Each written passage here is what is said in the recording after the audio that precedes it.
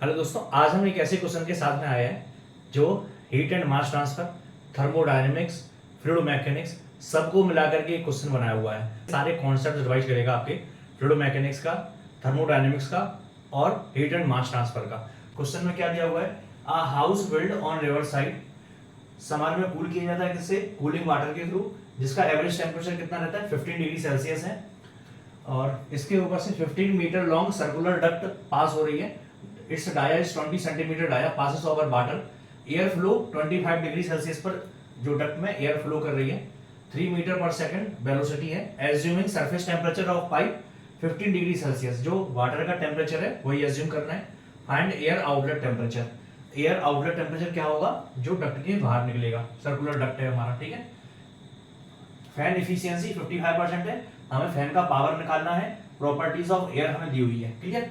चलिए हम इस क्वेश्चन में देखते हैं। सबसे पहले इस क्वेश्चन का डायग्राम बना लेते हैं। हमें क्या बोल रहे हैं? जो डक्ट है वो कूलिंग वाटर के ऊपर से होकर के निकल रहा है, ठीक है। कूलिंग वाटर से होकर निकल रहा है। इसका टेम्परेचर 15 डिग्री सेल्सियस है। एयर का inlet temperature, air inlet temperature 25 degree Celsius है। जो डक्ट है सर्कुलर डक्ट है, सर्कुलर डक्ट की लेंथ कितनी है? 15 मीटर है। और सर्कुलर डक्ट का डाया कितना है? 20 सेंटीमीटर है। हमें इतना सारा चीजें दिया हुआ है। अभी हमें क्या निकालना है? एयर आउटलेट टेम्परेचर, ठीक है। एयर आउटलेट टेम्परेचर निकालना है और दूसरा फैन पावर निकालनी है, क्लियर। अब सबसे पहले एयर का हमें आउटलेट टेम्परेचर निकालना है। तो एयर का आउटलेट टेम्परेचर कैसे निकाल पाएंगे हम? एयर का आउटलेट टेम्परेचर निकालने के लिए हमें क्या पता होना चाहिए? हमें पता होना चाहिए कि कितना हीट ट्रांसफर हो रहा है इसके थ्रू, है ना। कितना हीट इसके अंदर ट्रांसफर हो रही है। तो हीट ट्रांसफर निकालने के लिए हमारे पास में इसका H हीट ट्रांसफर कोफिशिएंट दिया हुआ है, नहीं दिया हुआ है। तो हमें हीट ट्रांसफर कोफिशिएंट सबसे पहले निकालना पड़ेगा। तो हमारे स्टेप्स क्या होंगे इस क्वेश्चन में? जो हमें स्टेप्स फॉलो करना है, सबसे पहले हमें हीट ट्रांसफर कोफिशिएंट निकालना पड़ेगा। किसका? एयर का। एयर का हीट ट्रांसफर कोफिशिएंट कैसे आएगा? सबसे पहले हमें फ्लो डिटरमाइन करना पड़ेगा। एयर का फ्लो लैमिनार है और टर्बुलेंट है, ठीक है। लैमिनार होगा तो लैमिनार वाला इक्वेशन लगेगा और टर्बुलेंट होगा तो टर्बुलेंट वाला इक्वेशन लगेगा। अब जो भी इक्वेशन लगेगा उससे हमें क्या निकालना है? नसेल्ट नंबर निकालना है। जब हमारे पास नसेल्ट नंबर आ जाएगा तो नसेल्ट नंबर से फाइनली हम H की वैल्यू कैलकुलेट कर लेंगे, ठीक है। जब हमारे पास में H की वैल्यू कैलकुलेट हो जाएगी तो जो भी हीट ट्रांसफर हो रहा है ना, जो भी हमारा हीट ट्रांसफर हो रहा है उसको हम कैलकुलेट कर लेंगे। जब हमारे पास में हीट ट्रांसफर कैलकुलेट हो जाएगा तो फाइनली हमारे पास में आउटलेट टेम्परेचर आ जाएगा। किसका? एयर का आउटलेट टेम्परेचर आ जाएगा, ठीक है। ए तो हो गया एक पार्ट जो हीट एंड मास ट्रांसफर का है, HMT का है, ठीक है। और यहां पर क्या है? थर्मोडायनेमिक्स का क्वेश्चन है, थर्मोडायनेमिक्स, ठीक है। अब फ्लूइड मैकेनिक्स कैसे आ जाएगी? क्योंकि पाइप के अंदर फ्लो कर रहा है, पाइप के अंदर फ्लो कर रहा है तो हमें पाइप का हमें रेजिस्टेंस दिया हुआ है F, फ्रिक्शन फैक्टर। तो हम कैसे निकालेंगे? 4FLV²/2GD, है ना।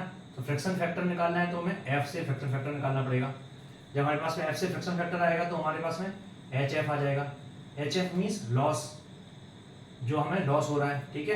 तो वो हमें कैलकुलेट करना पड़ेगा। जब हमारे पास में लॉस आ जाएगा तो लॉस से फिर फाइनली हम जो पावर हमें चाहिए वो हम पावर कैलकुलेट कर लेंगे। तो फिर हम क्वेश्चन को सॉल्व करते हैं। फाइनली हमें क्वेश्चन को सॉल्व कैसे करना है, ठीक है। तो डायग्राम को हम बना रहने देते हैं। सबसे पहले हम नसेल्ट नंबर के लिए रेनॉल्ड नंबर को वेरीफाई करते हैं। रेनॉल्ड नंबर कितना आ रहा है हमारा?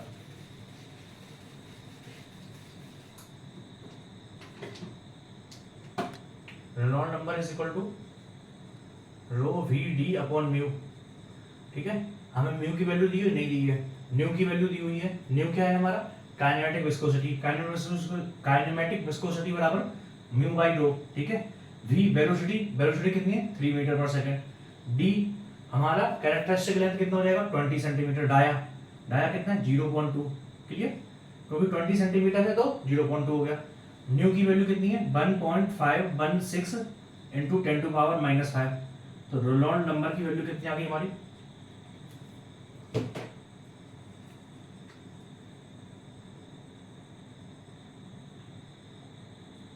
थ्री इंटू 0.2 डिवाइडेड बाई 1.516, यही है आंसर आ गया हमारे पास में 0.395, 0.39578, ठीक है, इंटू 10⁻⁻5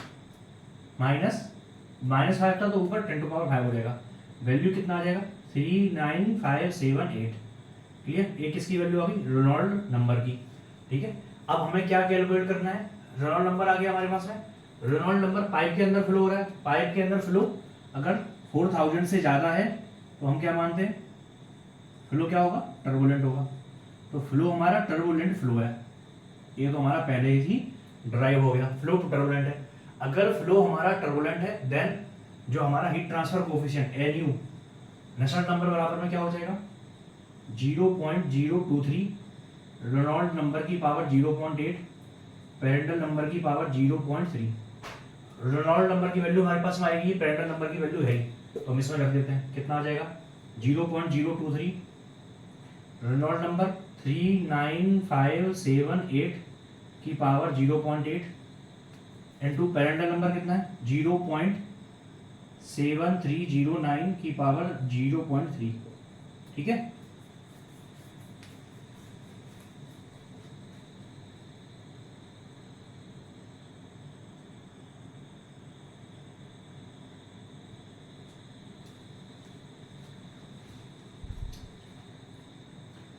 हमने लिख दिया। अब हम इसको वैल्यू कैलकुलेट कर लेते हैं।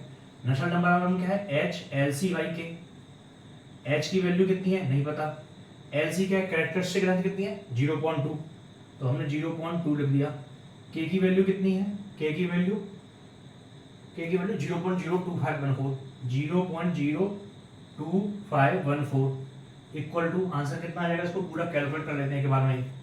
ठीक है, तो 0.023 इंटू 39578 की पावर 0.8, ठीक है, इंटू 0.7309 की पावर 0.3, तो आंसर आ गया 99.7351, 99.7351। ठीक है, अब हम H की वैल्यू कैलकुलेट करेंगे तो कितना आ जाएगा? इनटू में ये हो जाएगा डिवाइड बाई 0.2, इनटू में 0.02514 डिवाइड बाई 0.2, तो फाइनली आंसर आ गया 12.5367, 12.5367। ठीक है, ये हमारी किसकी वैल्यू आ गई? हीट ट्रांसफर कोफिशिएंट की वैल्यू आ गई। ठीक है, H इज इक्वल टू 12.5367, किसमें आ जाएगा? ये वाट पर मीटर स्क्वायर केल्विन। क्लियर? तो हमने आधा क्वेश्चन हमने सॉल्व कर लिया। रेनॉल्ड नंबर निकाला, टर्बुलेंट फ्लो था, टर्बुलेंट फ्लो से हमने फाइनली नशर्ट नंबर की वैल्यू निकाल दी, नशर्ट नंबर से हीट ट्रांसफर कोफिशिएंट निकाल दिया। ठीक है, अब नेक्स्ट आते हैं। नेक्स्ट हमें क्या कैलकुलेट करना है? हम अगर इसको देखें तो अगर हम एक सेक्शन को लेते हैं, इस सेक्शन को लेते हैं, ठीक है, ये सेक्शन कितनी डिस्टेंस पे? मान लिया x डिस्टेंस पे और dx डिस्टेंस का है, तो इसके अंदर हीट ट्रांसफर कितना हो रहा है? मान लिया यहाँ पर एयर का टेम्परेचर कितना है? T ऑफ एयर है, और जो फाइनली जो वाटर का टेम्परेचर है उसको हम T इनफाइनाइट मान लेते हैं। तो इसमें हो क्या रहा है? कितना हीट ट्रांसफर हो रहा है dx डिस्टेंस में? dx डिस्टेंस में जो भी हीट ट्रांसफर हो रहा है वो कितना हो रहा है? हम कैसे निकालेंगे? जो भी वाटर से जो भी हीट है वो सी में, ठीक है, तो क्या हो जाएगा? mCp dt। ठीक है, जो भी वाटर से हीट आई वो इक्वल टू कितना हो जाएगा? जो भी एयर ने हीट ली, एयर ने कितनी हीट ली? HA इंटू में dt, यही हो जाएगा, है ना, HA इंटू में dt। अब एयर का temperature mCp dt equal to जो एयर का है पेरीमीटर, एयर ने कितना लिया? पेरीमीटर इंटू में dx और dt का dt रहेगा। जो भी टेम्परेचर है, टेम्परेचर क्या हो गया यहाँ पे डिफरेंस, टेम्परेचर डिफरेंस कितना हो गया, जो भी एयर का temperature T air minus T infinite, यही हो रहा है। अगर हम एयर को देखें तो एयर ने कितना हीट, जितना उसकी इंटरनल एनर्जी में चेंज हुआ एयर की, वही हीट ट्रांसफर हुआ, यही होगा ना। तो एयर का इंटरनल एनर्जी में चेंज कितना हुआ, M C P D T, M C P D T क्या हो जाएगा, T A minus T infinite हो गया। क्लियर। और यही होगा क्योंकि इंटरनल एनर्जी में चेंज कितना हुआ, कितना हीट लिया होगा, T A minus T infinite. हमने बहुत पतली स्टेप ली है, टी इनफाइनाइट की वैल्यू कितनी, 15 डिग्री। तो जितना भी टेम्परेचर डिफरेंस के कारण जो भी हीट फ्लो हुआ होगा वही इसकी इंटरनल एनर्जी में चेंज हुआ होगा, बराबर में H A D T, means जितना इसने कन्वेक्शन के थ्रू हीट ट्रांसफर हुआ वो हमने लिख दिया। ठीक है, ये हमारा आंसर हो गया। तो हम फाइनली क्या लिख देंगे,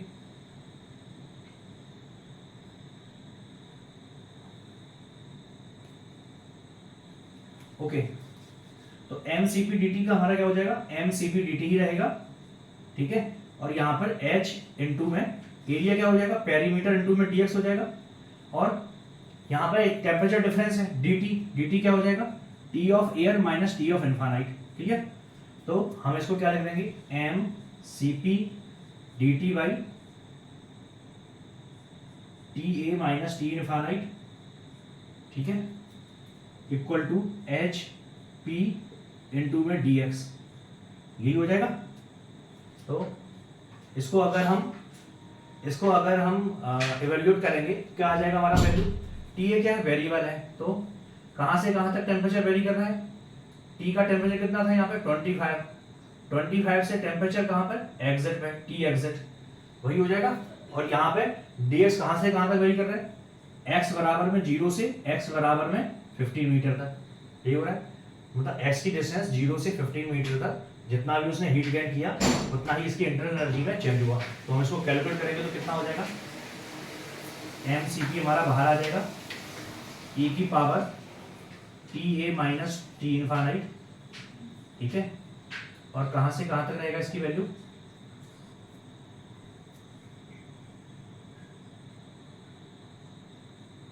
यही हो जाएगा। हम इसको अगर इंटीग्रेट करेंगे तो आंसर क्या आ जाएगा, एम सी पी का एम सी पी रहेगा, इसकी वैल्यू कितनी हो जाएगी, L N T A minus T infinite, और इसकी टी ए की वैल्यू कहाँ से कहाँ तक वेरी कर रही है, एयर की वैल्यू, टी टेम्परेचर कितना है पहले, टी ए बराबर में 25 है, 25 मतलब 298 केल्विन, 298 हो गया।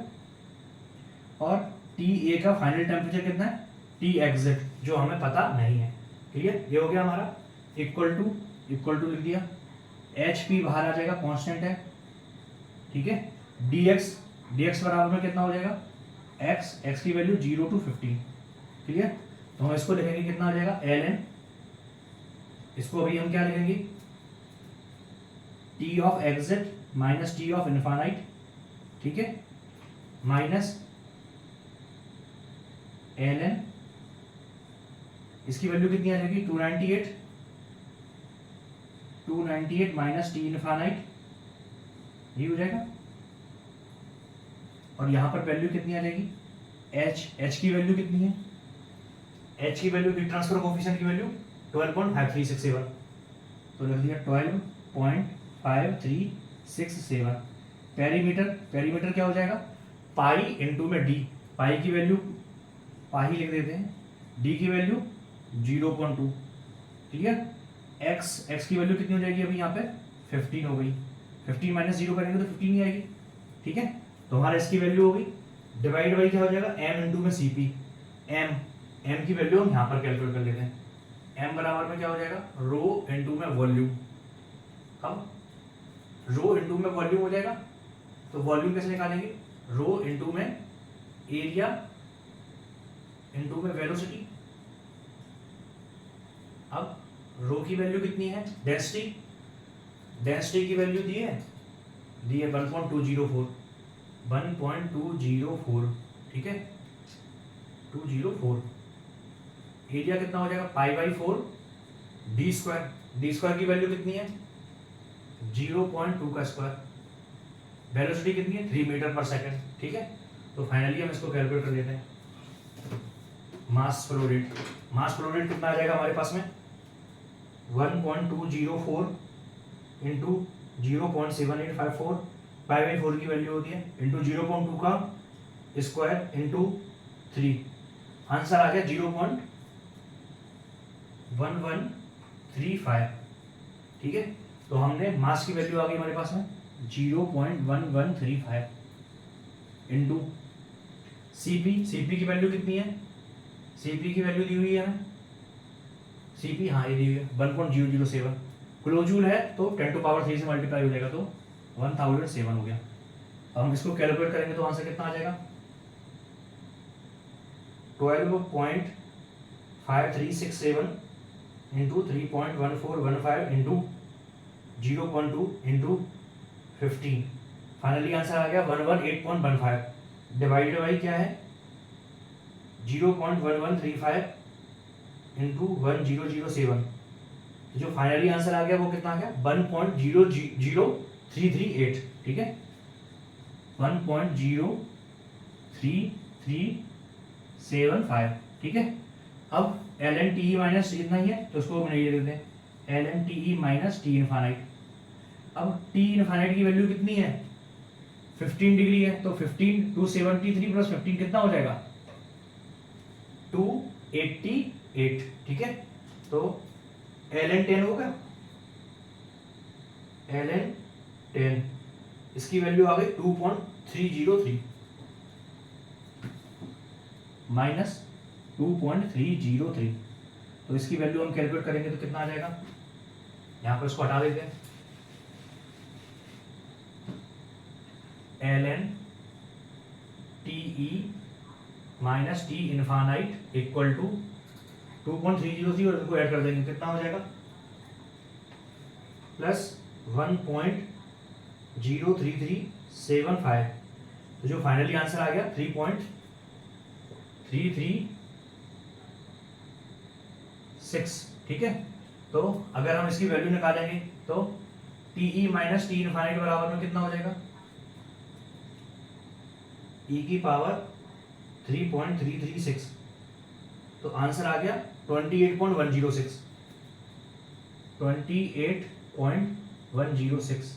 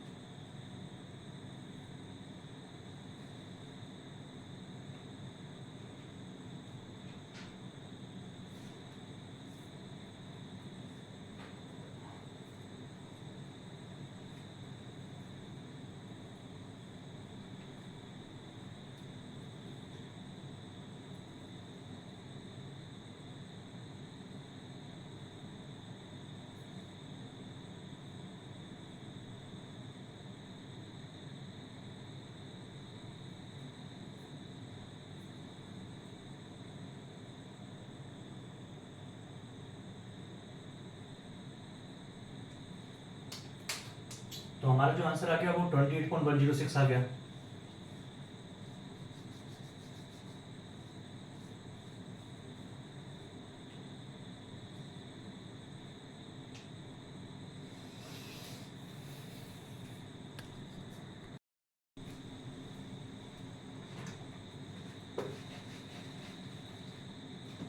तो हमने क्या गलती की है इसमें इंटरनल एनर्जी में चेंज जो है वो इंक्रीज हो रहा था, लेकिन हीट ट्रांसफर जो इंटरनल एनर्जी में चेंज हो रहा है वो क्या हो रहा है, इसका टेम्परेचर धीरे धीरे डाउन हो जा रहा है ना, तो माइनस का एमसीपी आएगा, यहाँ पे माइनस का निशान आएगा तो हमारा आंसर पूरा सही हो जाएगा। अभी माइनस है तो ये वाला माइनस हो जाएगा, ये प्लस हो जाएगा, ठीक है।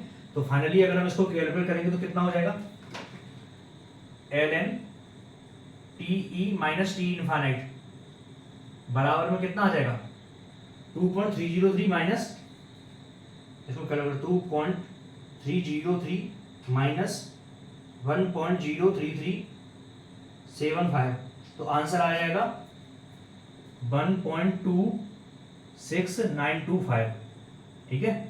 अगर अब हम वैल्यू निकालेंगे टी माइनस टी इनफाइनाइट की, तब हमारे पास वैल्यू सही आएगी। तो कितना हो जाएगा e की पावर 1.26975, तो इसकी वैल्यू आ जाएगी 3.5599, 3.5599, तो 3.56 रख देंगे इसको।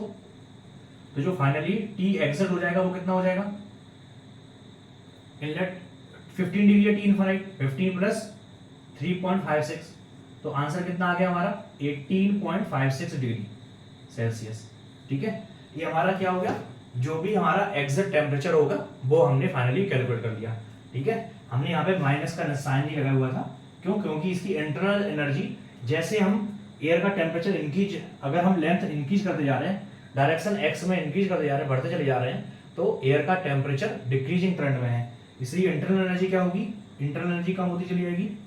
तो इंटरनल एनर्जी कम होगी, जो भी कन्वेक्शन के थ्रू ही ट्रांसफर होगा वो हमारा पॉजिटिव ही बना रहेगा, ठीक है। जो माइनस का निशान आ गया, तो फाइनली हमारा आंसर इतना आएगा 18.56, ठीक है। अब हमें कैलकुलेट करना है फ्रिक्शन फैक्टर, ठीक है, क्योंकि हमें क्या निकालना है, फैन पावर निकालनी है। अब फैन पावर हम कैसे निकाल पाएंगे, फैन पावर निकालने के लिए हमें HF चाहिए, जितना भी हमारा हेड लॉस हो रहा है। HF कैसे आएगा, 4FL_V²/2GD। F है फ्रिक्शन कोएफिशिएंट, 4F है फ्रिक्शन फैक्टर, तो हमें किसकी वैल्यू दी है, फ्रिक्शन फैक्टर की वैल्यू दी है। F बराबर में कितना है, F equal to 0.794 into ln of Reynold number minus 1.64, ठीक है। 0.794 ln रेनॉल्ड नंबर की वैल्यू आई थी 39578 माइनस 1.64 की पावर -2, ठीक है। तो हम इसको कैलकुलेट करते हैं, तो कितना आ जाएगा 0.794 ln का ln लिख दिया, 39578 इतना हो गया, माइनस 1.64 है, 1.64, जो फाइनल वैल्यू आ गई वो 6.765, इसकी पावर कितनी है -2। जो फ्रिक्शन फैक्टर आया वो हमारा आया 0.022 आ गया हमारा फ्रिक्शन फैक्टर। अब हमें फ्रिक्शन फैक्टर अगर हमारे पास में आ गया, तब हम क्या निकाल देंगे, जो भी हमारा हेड लॉस हो रहा है वो। तो हेड लॉस कैसे निकालेंगे, HF, F की वैल्यू कितनी है 0.022, ये हमारा क्या है, पाइप फ्लो वाला क्वेश्चन है, ठीक है। तो अगर आपने पाइप फ्लो वाला कॉन्सेप्ट छोड़ा हुआ है तो आप ये क्वेश्चन नहीं कर पाएंगे, ठीक है। तो फ्रिक्शन फैक्टर की वैल्यू रख दी, लेंथ कितनी है 15 मीटर है, डायमीटर कितना है 0.2, v² हो गया, अच्छा v² है, तो v की वेलोसिटी कितनी है 3 मीटर पर सेकेंड है, 2 है, 2 आ गया, g की वैल्यू 9.81, d डायमीटर 0.2, ठीक है। तो हम इसको कैलकुलेट कर लेते हैं, फाइनली हमारे पास में जो हेड लॉस है वो आ जाएगा 0.022 इंटू में 15 इंटू 3 का स्क्वायर कितना हो जाएगा 9, ठीक है, फिर डिवाइड बाई 2, फिर डिवाइड बाई 9.81, ठीक है, फिर डिवाइड बाई 0.2, तो आंसर आ गया 0.75167, 0.75167। अब एक बार देख लेते हैं कहीं कुछ गलती तो नहीं कर दी। जो हमारा फ्रिक्शन फैक्टर था वो ठीक है, L की वैल्यू ठीक है, V की वैल्यू 3 का स्क्वायर 9 हो जाएगा, ठीक है, 2G D की वैल्यू 0.2, ठीक है, आंसर हमारा सही आया लगभग, ठीक है। तब हमें क्या कैलकुलेट करना है, जो हमारा हेड लॉस आ गया। अब हमें पावर कितनी देनी पड़ेगी, पावर बराबर में क्या होगा रो G Q इंटू में H, यही होता है। तो Q बराबर में क्या हो जाएगा, जितना भी हमारा मास फ्लो आया है इसमें से अगर हम डेंसिटी को डिवाइड कर देंगे तो हमारा मास वो आ जाएगा, या रो इंटू में Q, रो इंटू में क्यों क्या है, मास है, ठीक है, ये एच एफ है, तो मास फ्लो रेट इंटू में जी इंटू में एच एफ, ये हो जाएगा। अब मास फ्लो रेट कितना आया था हमारा 0.1335, 0.1135, जी की वैल्यू 9.81, हेड लॉस कितना है 0.7516, ठीक है। तो जो हमारा पावर आ जाएगा, पावर कितना आया हमारा इंटू 0.1135 इंटू 9.81, फाइनली हमारी पावर आ गई 0.8369, 0.8369। लेकिन हमें एफिशिएंसी दी हुई है, फैन एफिशिएंसी कितनी है 55%, तो इनपुट पावर निकाल देंगे। इनपुट पावर बराबर क्या हो जाएगा, जो भी हमारा पी आया है डिवाइड बाई एफिशिएंसी, तो एफिशिएंसी कितनी है 55% है, तो इसको 55% से डिवाइड कर लेंगे, तो डिवाइड बाई 0.55, जो फाइनली आंसर आ गया वो 1.53 अभी किस में आएगा, वाट में, ठीक है। तो हमने पूरा आंसर कैलकुलेट कर लिया। पहले हमें नसेल्ट नंबर कैलकुलेट करना था, फिर नसेल्ट नंबर के बाद हमने थर्मोडायनेमिक्स का कॉन्सेप्ट लगा दिया, फिर जब हमारे पास में थर्मोडायनेमिक्स का कॉन्सेप्ट लगा करके फाइनली एग्जैक्ट टेम्परेचर आ गया, फिर हमें पाइप फ्लो का इक्वेशन लगा करके फ्रिक्शन फैक्टर कैलकुलेट करना था। फ्रिक्शन फैक्टर के बाद हमें हेड लॉस निकालना है, हेड लॉस के बाद फाइनली जो हमारा पावर है वो निकालना है इफिशियंसी से, फिर हम फाइनली फैन का इनपुट पावर निकाल देंगे जो आया 1.53 वाट, ठीक है। होप आपको ये क्वेश्चन बहुत अच्छे से समझ में आया होगा, क्योंकि इस क्वेश्चन में थर्मोडायनेमिक्स भी है, फ्लूइड मैकेनिक्स भी है और हीट एंड मास ट्रांसफर भी है, ठीक है। तो ये क्वेश्चन बहुत ही ज़्यादा क्रूशियल हो जाता है, इसमें आपके सारे के सारे कॉन्सेप्ट एक ही क्वेश्चन में रिवाइज हो जाते हैं। अगर आपको वीडियो अच्छा लगा है तो वीडियो को लाइक जरूर कीजिएगा और चैनल को सब्सक्राइब कीजिएगा।